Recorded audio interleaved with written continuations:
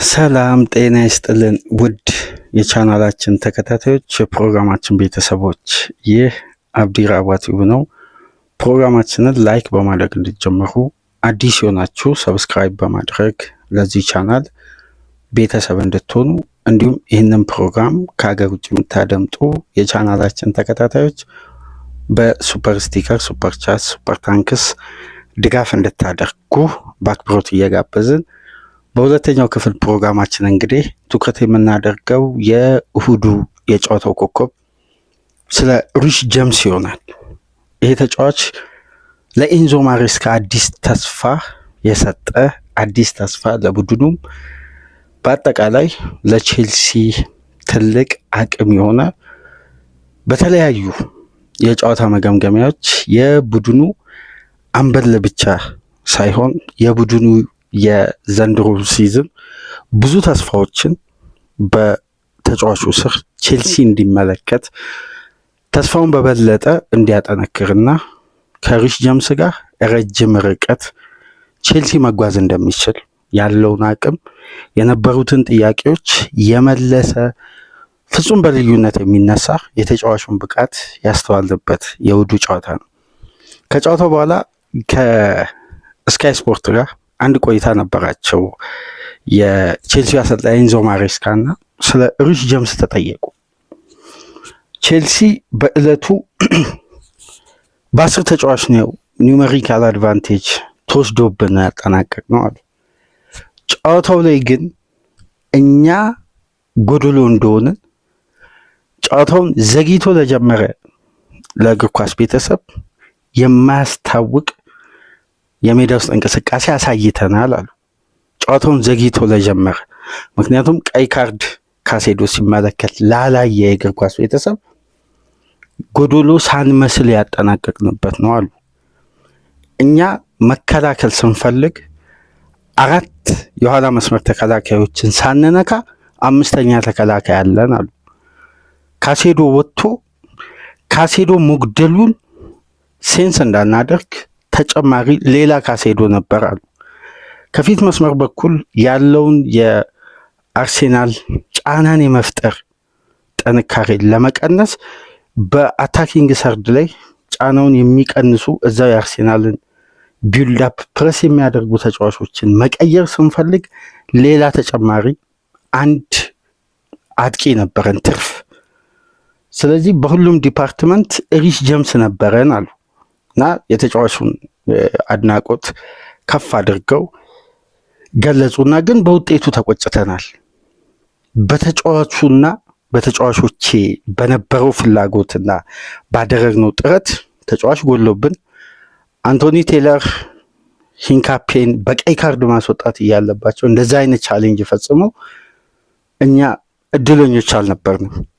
ጨዋታው 3 ነጥብ ማግኘት እንችል ነበር የሚል አስተያየት ሰጡና የስካይ ስፖርቱ ዘጋቢ ማካደምስ 11 ቨርስስ 11 ብሎ አንድ ፕሮግራም ሰርቶ በዛ ቻርት ላይ የቼልሲ ጨዋታ ከሞሲስ ካሴዶ መውጣት በኋላ ብሎ በ10 ተጫዋች የቼልሲ የጨዋታው እንቅስቃሴ ነው።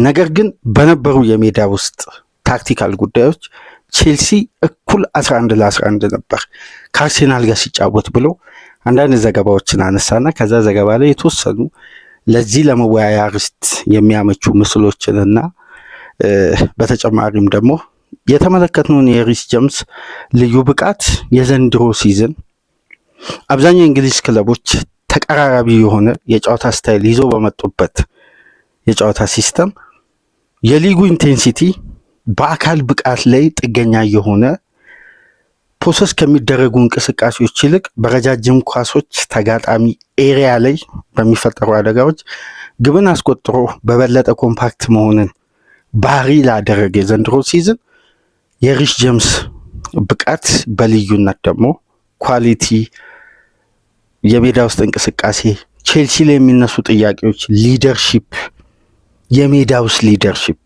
ስለ ኤክስፒሪየንስ ጉለት በቼልሲ ቤት ይነሳል። እነዛን ሁሉ ጥያቄዎች በአንዴ መመለስ የሚችል ልዩ ኳሊቲ ነው ቼልሲ በስብስብ ውስጥ ያካተተው የአካዳሚ ውጤት በልዩነት ይሄ ጉዳይ ምላሽ ማግኘት ካለበት መለኪያው ሪስ ጄምስ ሊሆን እንደሚችል በድጋሚ ያረጋገጥንበት ጨዋታ ነው።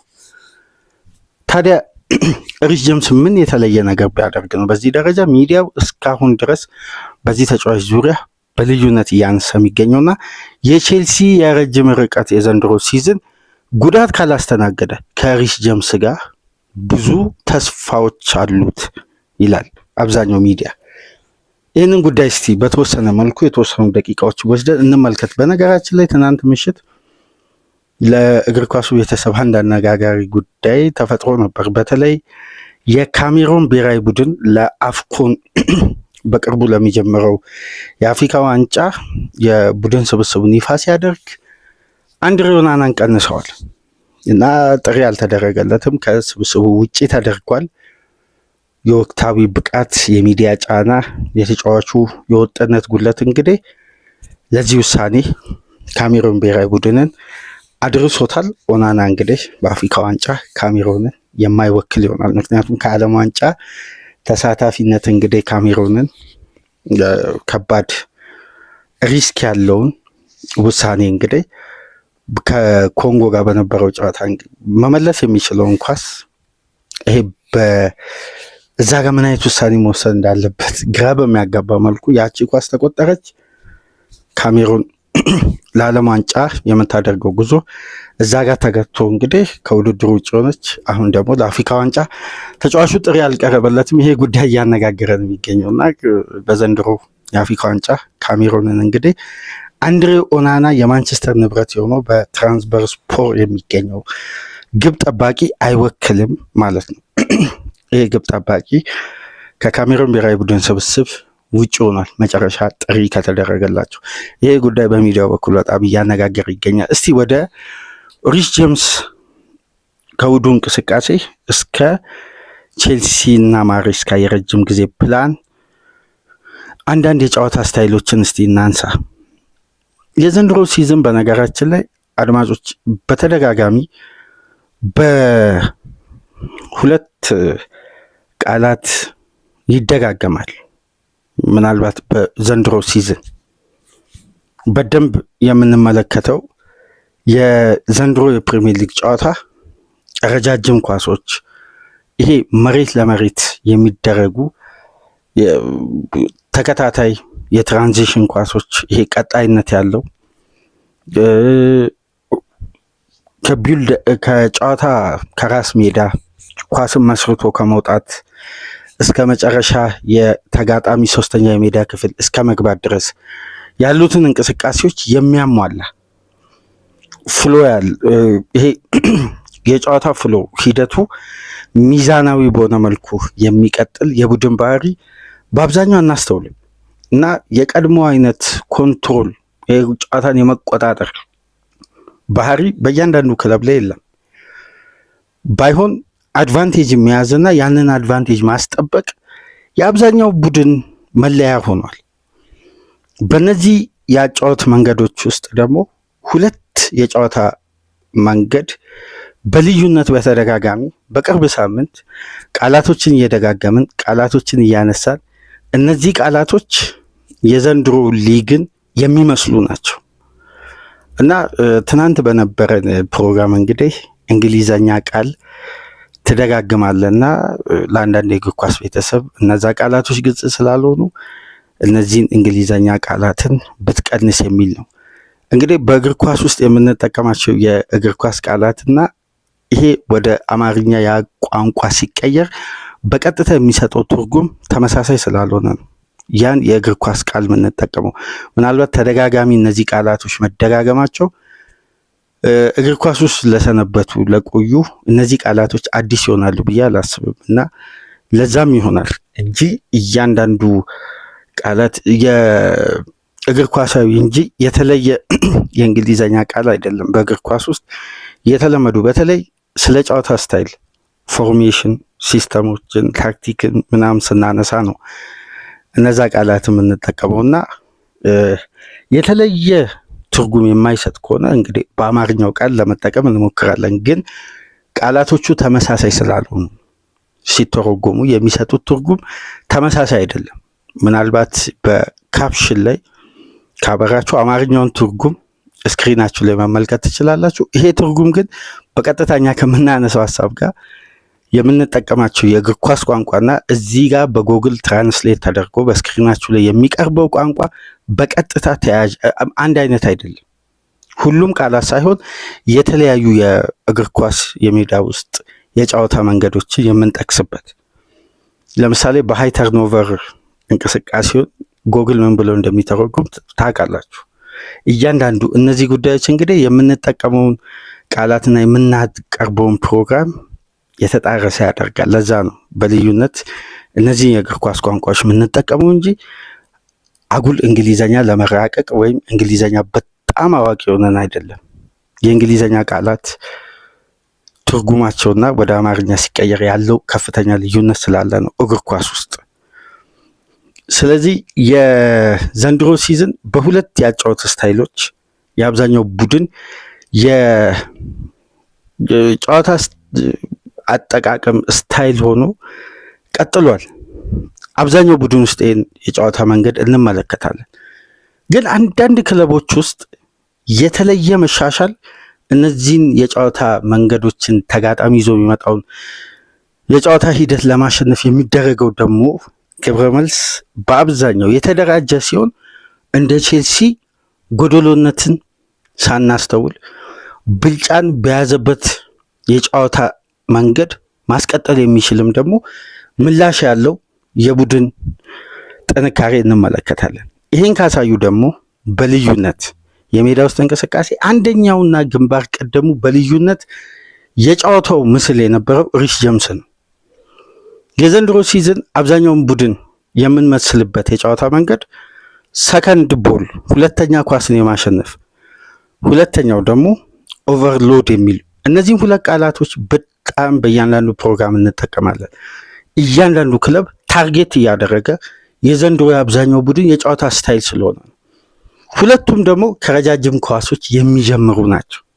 ከዚህ በፊት የቅብብል ሂደት መለኪያ ውስጥ ያሉትን እያንዳንዱ ፓስ የተቀናጀ የተለካ እንደ ፔፕ ጋርዲዮላ እያንዳንዱ የተጠና ፓሶች ተጋጣሚ የመጫወቻ ክፍል ውስጥ የሚደረግ ጫና በከፍተኛ ሁኔታ እንመለከታል። አሁን ግን እነዛ ጉዳዮች ተቀይረው የተጋጣሚን ተከላካይ ወደ 32 ሜትር በአማካይ ከራሱ የመጫወቻ ክልል እንዲወጣ በማድረግ ያ የተከላካይ ክፍል ጥሎ የሚመጣበትን የኋለኛውን ስፔስ ተጠቅሞ እዛ ቦታ ላይ በሚጣሉ ረጃጅም ኳሶች ጫና በመፍጠር ሁለተኛ ኳስን በማሸነፍ በቀጥታ ግብ ማስቆጠር የአብዛኛው ቡድን ሲቲን ጨምሮ ሂደት ነው።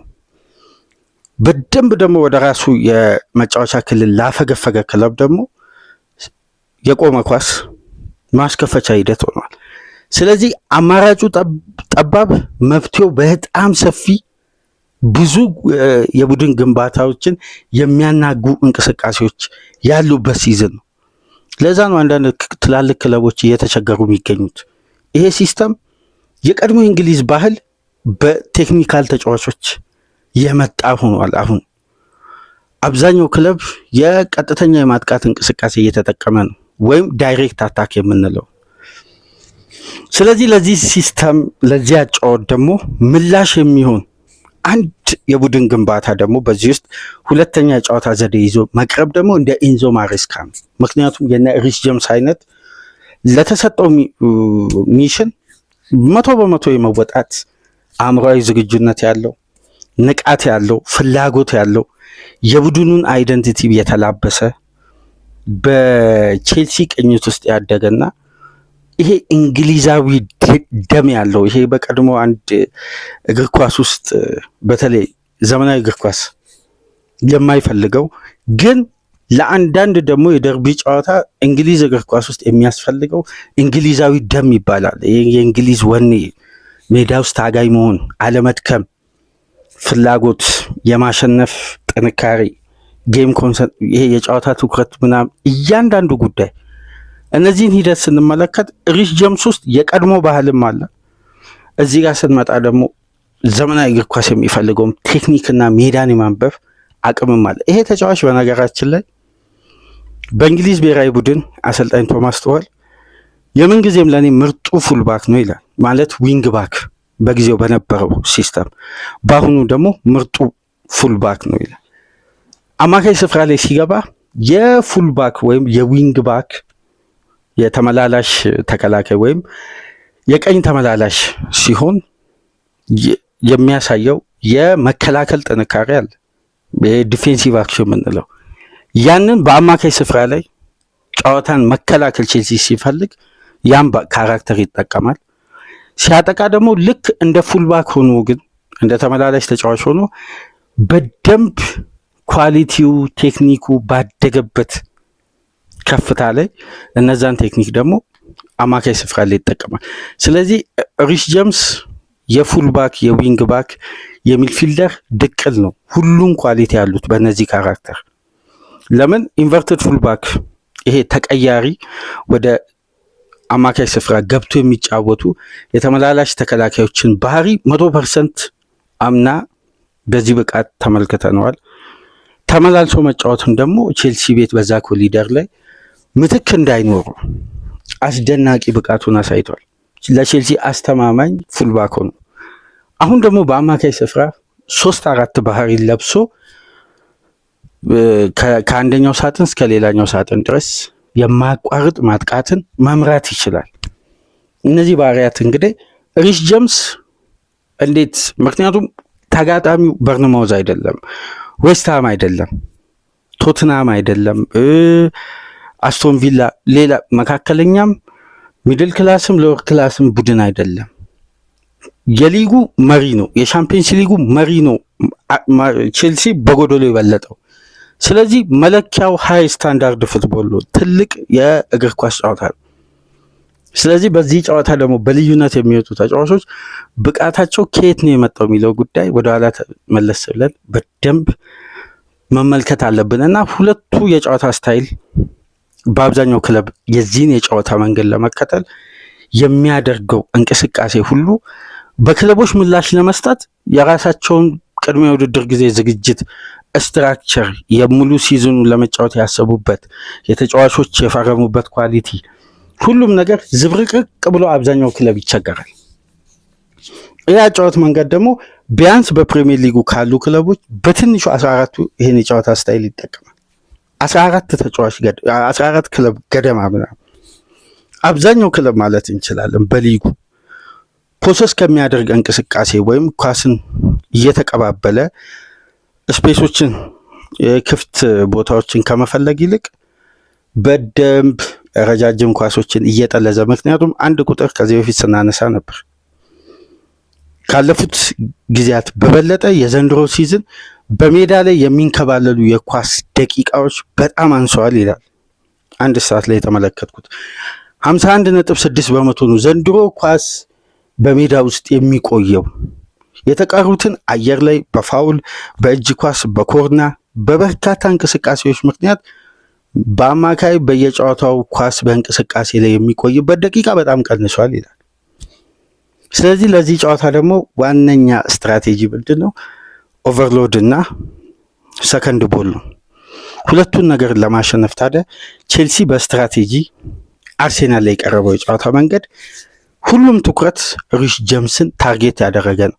ካሴዶም እያለ ያለ ካሴዶ እያንዳንዱ ኳስ ላይ ጀምስ ሲያደርጋቸው የነበረው ታይሚንግ፣ ይሄ ጊዜና ሰዓቱን የጠበቀ ውሳኔ፣ በሚገባው የጨዋታ እንቅስቃሴ ውስጥ መገኘት ያለበት ፖዚሽን ላይ ቡድኑንም ሳያጋልጥ የተጋጣሚንም እንቅስቃሴ እየመከተ ቡድኑ ማጥቃት ሲፈልግ እንደ ትርፍ ተጫዋች ወደ ሶስተኛ የሜዳ ክፍል እየገባ ማጥቃትም መከላከልም እንዴት በአንድ ተጫዋች ከ50 ደቂቃ በላይ በእኩል ባላንስ ሊቀጥል ይችላል? ያውም ጉዳት፣ ፊትነስ፣ ይሄ ሎድ ማኔጅመንት፣ የጨዋታ መደራረብ የሚያመጣቸው የስስ የሰውነት አካላት ችግር የሚያጋጥመው ተጫዋች እነዚህን ጉዳዮች ሁሉ ቀርፎ በሙሉ ጥንካሬ ለዚህ አካላዊ እንግዲህ ለዚህ ቃል ምን አይነት የአማርኛ ቃል እንደምንፈልግ ፋይቲንግ ስፒሪት የሚፈልግ ይሄ ታጋይነትና ድካም አልባ እንቅስቃሴ ለሚፈልግ ጨዋታ እንዴት በሁሉም ረገድ እነዚህ ችግሮች ያሉበት ተጫዋች የተሰጠው ሚሽን ያውም በአማካይ በእያንዳንዱ ጨዋታ ከ68 እስከ 70 ደቂቃ በላይ ሜዳ ውስጥ እንዳይቆይ በነ ካቨነር ቴይለር የቼልሲ የሕክምና ዳይሬክተር ክፍል ኃላፊ በቀጥታ ለአሰልጣኙ ትዕዛዝ ተሰጥቶ ሪሽ ጄምስን አመቱን ሙሉ እንገልገል 90 ደቂቃ እንዳታስጨርሱት የሚል መብት ያምጥተው ተጫዋቹን ቆጥቦ ለመጠቀም ምክንያቱም በአንድ ሳምንት ቼልሲ 3 ጨዋታ ከአርሴናል ነገ ከሊድስ ከዛም በኋላ ለሚያደርገው ጨዋታ ተከታታይ 3 ጨዋታ ላይ 90 ደቂቃ ማጠናቀቅ አይችልም። ምክንያቱም ይሄ የ3 ጨዋታ ተከታታይ ማጠናቀቅ አሁን ላይ ቢችል በድምሩ ጃንዋሪ መጨረሻ ወይ ፌብሩዋሪ መጀመሪያ ላይ የፊትነስ ችግር ያጋጥማል ለጨዋታ ብቁ ያለ መሆን።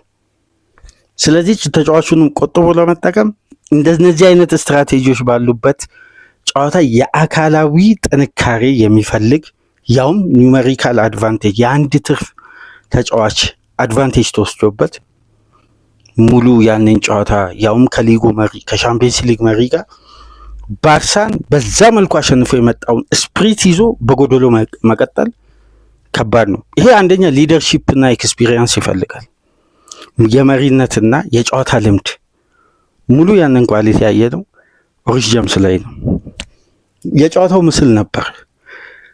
ለምሳሌ የቼልሲ የጨዋታ መስርቶ የመጀመር ትልቁ ቅኝት መነሻ የነበረው ሮበርት ሳንቼዝ ነው፣ ግብ ጠባቂ።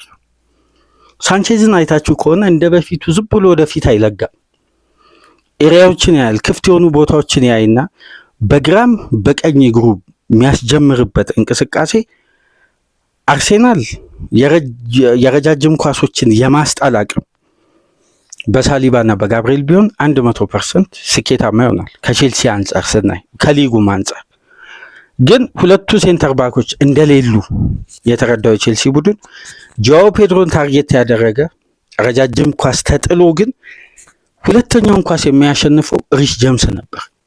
ከማን ከራይስ ከሜሪኖ መሀል ላይ በመሆን ምክንያቱም የዱዌል የጋራ ኳስ ጥንካሬ ያላቸው የአርሴናል ተጫዋቾች ሁለቱ ናቸው እና ሁለተኛ ኳስ በአርሴናል የመጫወቻ ክልል የሚያሸንፉት ወይ እሱ ወይ ዙቢመንዲ ኤሪያውን በመልቀቅ ኢንተርቼንጅ በሚያደርጉ የጨዋታ ሲስተም ተቀያያሪ ተለዋዋጭ በሆነ የጨዋታ ሲስተም ሁለተኛ ኳስን በጋራ ኳስ በመሬትም ላይ ሊሆን ይችላል በአየር ላይ የማሸነፍ ጥንካሬ አለው። ይህንን ጥንካሬ ታዲያ በደንብ በተቀናጀ ተጭኖ የመጫወት አቅም ሁለተኛ ኳስን ለማሸነፍ የሪሽ ጄምስ ይሄ ኃይል ኢነርጂን በከፍተኛ ሁኔታ ቼልሲ የተጠቀመ ነበር እና እስቲ አንድ ምስል ላሳያችሁ። ይሄን ኳስ ስቲቫኦ በጨዋታው ከረፍት በፊት የጨዋታው ትልቁ ቢግ ቻንስ የተደረገው በዚህ እንቅስቃሴ ነው። እንዴት የአርሴናልን አማካይ በሪሽ ጄምስ ፕሬሲንግ እና ሰከንድ ቦል ሁለተኛ ኳስ የማሸነፍ አቅም እንዴት በአንዴ ቼልሲ የጨዋታውን የመጀመሪያ ቢግ ቻንስ ትልቅ እድል እንዴት እንደፈጠረ ተመልከቱ። በዚህ ምስል ላይ የጨዋታው የመጀመሪያ ቢልድ አፕ የተመራው ከሮበርት ሳንቼዝ ነው። ተመልከቱ ያለ ኳስ የቼልሲ ተጫዋቾችን ስትራክቸር አቋቋም እንዴት የጨዋታን ሂደት እንደጀመሩትና ከዛም በኋላ ወዲያው ታርጌት ባደረገ እንቅስቃሴ እንዴት እንደቀየሩት። በዚህ እንቅስቃሴ ላይ በጣም የሚያስገርመው ነገር 3 አይነት ካራክተር ቼልሲ ያሳይቷል። 3 አይነት የሜዳ ውስጥ ተለዋዋጭ እንቅስቃሴ 3 አይነት። ይሄ ኳስ የጀመረበት የመጀመሪያ የጨዋታው እንቅስቃሴና በፍጥነት ተቀይሮ እንዴት ይሄ ተከታታይነት ያለው ቀጣይነት ያለው የትራንዚሽን ኳሶችን ለማስጀመር እርጋታና ይሄ ባዶ ቦታዎችን የመፈለግ ቴክኒክ እንዴት ከአርሴናል ተጫዋቾች በዚህ ደረጃ ይሄ ወጣት ስብስብ 23 ዓመት ከ217 ቀን አማካይ እድሜ ይዞ የጀመረ ቡድን ውስጥ ይሄ ኤክስፒሪየንስን ይሄ ልምድን በአእምሮ በኩል ማዘጋጀት በጣም ከባድ ፈተና ነው። ግን ኤንዞ ማሬስካ አድርገውታል። የዚህ ቢልድ አፕ ስትራቴጂ የጀመረበትን ከመጀመሪያ ምስል ጀምሮ ይሄን ካሁን በኋላ የማሳያችሁ እያንዳንዱን ፎቶዎች ተመልከቱ። ይሄን እንግዲህ በተቻለኝ አቅም እነዚህን ፎቶዎች እንግዲህ ከጨዋታው ላይ እየወሰድኩኝ በሆነ አንዳንድ በፎቶ በሚያስፈልጉ ኤዲቶች አስተካክዬ ነው እንግዲህ በተሻለ ሁኔታ ከዚህ በበለጠ በሌሎች ፕሮግራሞች ላይ ለማሻሻል እንሞክራለን። ምናልባት ከረዳን ብዬ ነው ለምናቀርበው የተደራጀ ዘገባና ከኛ ወደ ሌላው ዘገባ ኮፒ ይደረጋል እንጂ እኛ ወደ እናንተ የምናመጣው በራሳችን እይታ ያየነውን በተሻለ መልኩ ደግሞ ከኛ ጨዋታ በሚረዱ የውጭ ሀገር ባለሙያዎች የቀረበውን በጋራ አድርገን ወደ እናንተ ይዘን የምንመጣውና እስቲ ይሄን እያንዳንዱ ምስል ከመጀመሪያ ጀምሮ ተመልከቱ።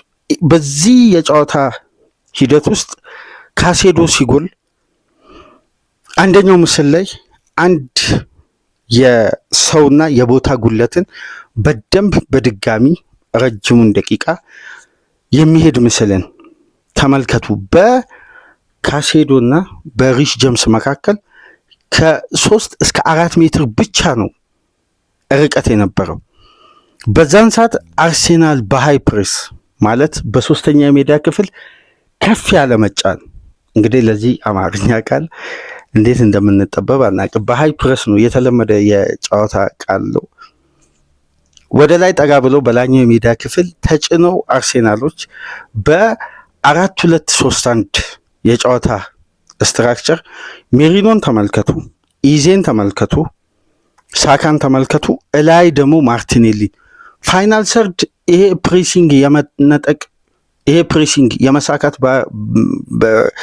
እድሉ በጣም ሰፊ ነው። በዚህ የፕሬሲንግ እንቅስቃሴ አርሴናል እያንዳንዱን ዞኑን ዘግቷል በበቂ ሁኔታ። አንድ ደግሞ ድጋሚ ሌላ ምስል ላሳያችሁ። ከካሴዶና ከሪሽ ጀምስ መካከል የ3 እና የ4 ሜትር ርቀት ካለ እታችኛው የሜዳ ክፍል ደግሞ የግራውን 8 ቁጥር ይዞ ኤንዞ ፈርናንዴስ ከካሴዶ ጋር ቢያንስ ወደ 8 ሜትር 9 ሜትር ርቀት አለ። በዚህ የአርሴናል ከባድ ፕሬሲንግ ዞን ውስጥ ቼልሲ ሲወጣ ለመንካት የፈጀበት የጨዋታ ማለት የነካቸው ኳሶች ቁጥር 6 ነበር። በ6 ፓስ ይህን ፕሬሲንግ ማለፍ ቴክኒክ ኢዜን ከፖዚሽን ውጭ አድርጎ ከቻላባ ወደ ኩኩሬያ ያለበትን ቦታ ቀስቷ ያለፈችበት ነውና በምስሉ ላይ ኩኩሬያ አይታይም። የዞኑን ክፍተት አስቡ። አንድ የጨዋታ እንቅስቃሴ ስህተት እንዴት ቼልሲን ወደ አደጋ እንደሚያጋልጥና አራተኛ ፉልባክ ሆኖ የገባውን ተጫዋች ተመልከቱ። ከቻላባ አጠገብ ያለው ሮበርት ሳንቼዝ ትርፍ ተከላካይ ሆኖ፣ ስለዚህ ሜሪኖ ፕረስ የሚያደርገው 2 ሰው ይሆናል። ዞኑን ፕረስ ቢያደርግም ግን ወደ ማንቱማን ፕሬሲንግ ቼልሲ ይቀይረዋል በኢነርጂ አውቀውት። እላይ ደግሞ እንደ ቀኝ ፉልባክ ሆኖ የገባው ዊስሊ ፎፋና ነው። ከሱ ፊት ትርፍ ተጫዋች ወደ አርሴናል ዞን ማን አልፏል? ማሎ ጉስቶ። እዚኛው ኤሪያ ላይ ኤንዞ ፈርናንዴስ ድሮፕ አድርጎ ኩኩሬያ ለኦቨርላፕ ኤሪያውን ከፍቷል። ስለዚህ ሜዳው በጣም ይለጠጣል። አርሴናል ፕሬስ የሚያደርገው ዞኑን ትልቁን የሜዳ ክፍል ይሆንና ወደ ማንቱማን ፕሬሲንግ ወደ ግለሰብ ፕሬስ ለማድረግ በቀረበ ቁጥር ኳሶች ይጣላሉ። ኳሶች ከተጣሉ በኋላ ቼልሲ ትርፍ ሆኖ እንደነገርኳችሁ ወደ 3ኛ የሜዳ ክፍል ወይም ወደ 3ኛ የሜዳ ክፍል መሻገሪያ የመጨረሻ ፖይንቷ ላይ ደርሷል።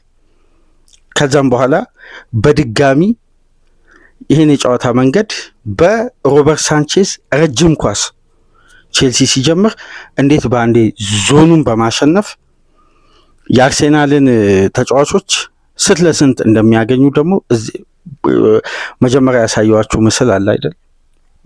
አማካዩ ስፍራ ላይ አንድ የአርሴናል አማካይ ዙቢመንዲን ለ4 ተጫዋች እንዴት ወደ 4-1-4-1 ቢልድ አፕ እንደቀየሩት እዚህ አጫወት ውስጥ ካሴዶ የሚጎልበትን ቦታ ተመልከቱ።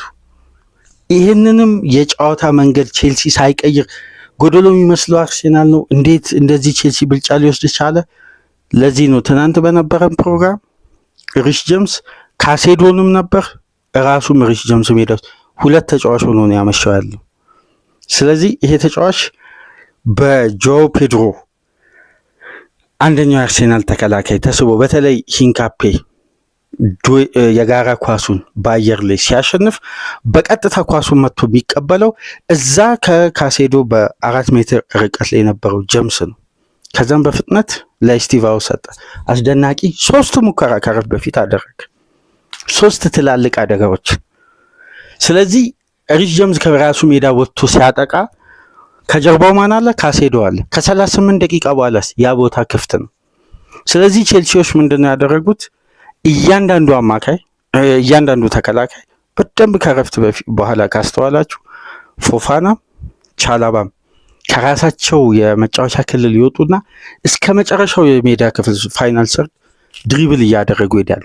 ያኔ አንድ ትርፍ ተጫዋች ወደ ተጋጣሚ የመጫወቻ ክፍል ሲገባ ሌላው ተጫዋች የተቃራኒ ቡድን 2-3 ከፖዚሽኑ ለቆ ለመከላከል ወደ ኋላ ያዘነብላል። ያኔ ቼልሲ ተሰብስቦ ቦታውን ኮምፓክት ለማድረግ ለኦርጋናይዜሽን የማሰቢያ ጊዜ ይኖረዋል። ስለዚህ ቼልሲ ራሱን እንደ ትርፍ ተጫዋች የአደጋ ክልልን ሪስክ ውስጥ ከቶ እየወጡ ነው ከሜዳቸው የአርሴናል ሊጠቀሙ ያሰበውን የአንድ ትርፍ ተጫዋች አቅምን ሲሸፍን የነበረው። እነዚህ ሁሉ ክፍተቶች ሲኖሩ በሜዳ ውስጥ ከፍተኛውን ዲስታንስ ከቨር ያደረገ በርካታ የተሳኩ ፓሶችን ያደረገ በራሱም በተጋጣሚ የመጫወቻ ዞን ውስጥ በበቂ ሁኔታ የተሟላና ያልተዛነፉ ፓሶችን በማድረግ ውጤታማ ተጫዋች የነበረው።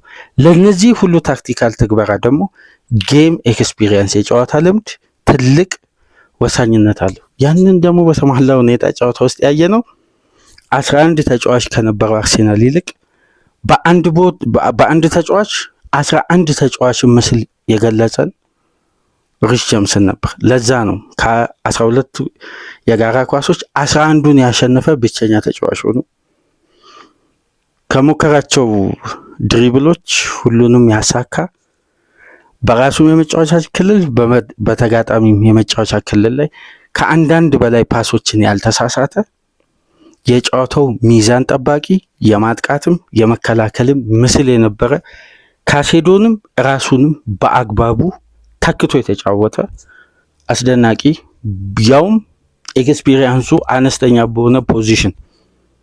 ሪሽ ጀምስ እኮ ፉልባክ ነው፣ አማካይ ቦታ ብዙ ጨዋታ አላደረገ።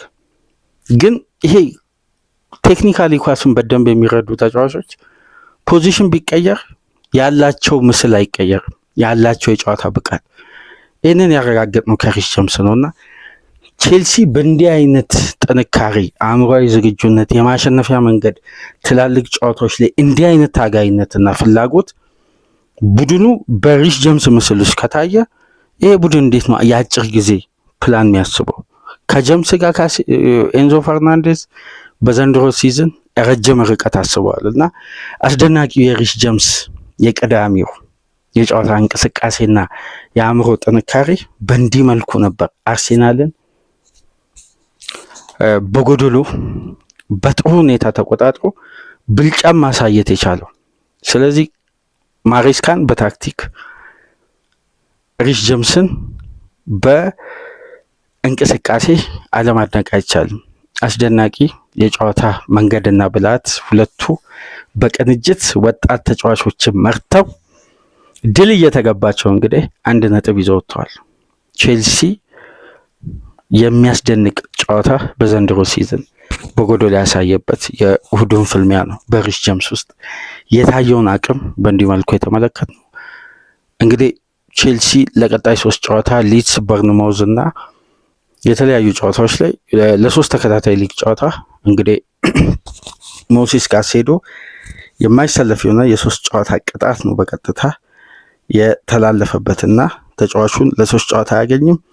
ምናልባት ደግሞ በነገው ሊድስ ጨዋታ ያኔ ከነበረው የጨዋታው ኢንቴንሲቲ እና አካል ብቃት በተያያዘ ሪሽ ጀምስ ቋሚ ሆኖ ላይጀምር ይችላልና በሌሎች አማራጮች በነ አንድሬ ሳንቶስ እና ኢንዞ ፈርናንዴስ የሊድሱን ጨዋታ ሊጀምሩ ይችላሉ።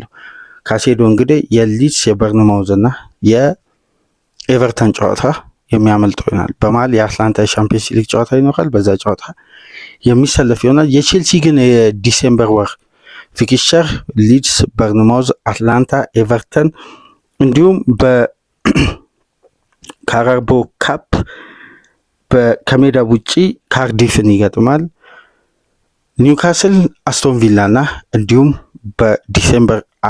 በዲሴምበር 6 ያገኘውን በርንማውዝ በዲሴምበር 30 በድጋሚ በስታንፎርድ ብሪጅ የሚያገኝ ይሆናል። የኤንዞ ማሬስካ ቼልሲ በአስደናቂ የቡድን ቅንጅት ጥንካሬውን በሊጉ መሪ ላይ ማሳየት ችሏል። ለዛ ደግሞ በልዩነት የሚነሳው ተጫዋች አምበሉና ባለ ብዙ ተሰጥኦ ጠንካራው ሪስ ጀምስ ነው። በእንዲህ መልኩ እስቲ በድጋሚ ደግሞ ተመለከትን። ሀሳብ አስተያየታችሁን በኮሜንት መስጫ አስቀምጡልን። ላይክ፣ ሼር፣ ሰብስክራይብ ማድረጋችሁን እንዳትረሱ። ከሀገር ውጭ የምታደምጡ በሱፐር ስቲከር፣ በሱፐር ቻት፣ በሱፐር ታንክስ ድጋፍ አድርጉ። በፍሎሪያን ቪትዝ የእሁዱ እንቅስቃሴና ሰሞኑኛው የሊቨርፑል ቤት አንዳንድ ጉዳይ እስቲ እንዴት በአንድ ጨዋታ ትልቅ ክፍተት ያለው ጉዳይ በተወሰነ መልኩ ሊቀረፍ እንዴት ቻለ የሚለውን መነሳት ያለባቸው ነጥቦች ስላሉ በዛ ዙሪያ የምንወያይበትን ፕሮግራም ይዘን እንመጣለን። ለአሁኑ በዚያ አጠናቀቅን። ከዚህ ፕሮግራም ቀደም ብሎ የዛሬውን የማክሰኞ የሁሉም ሊጎችን ጨዋታ በተመለከተ ብዙ የተወያየንበትን ፕሮግራም ወደ እናንተ አድርሰናል። ይህንንም ተደራሽነቱ ከፍ እንዲል በድጋሚ ላይክ አድርጉ። ተመልሰን እንመጣለን። ሰላም ቆዩ።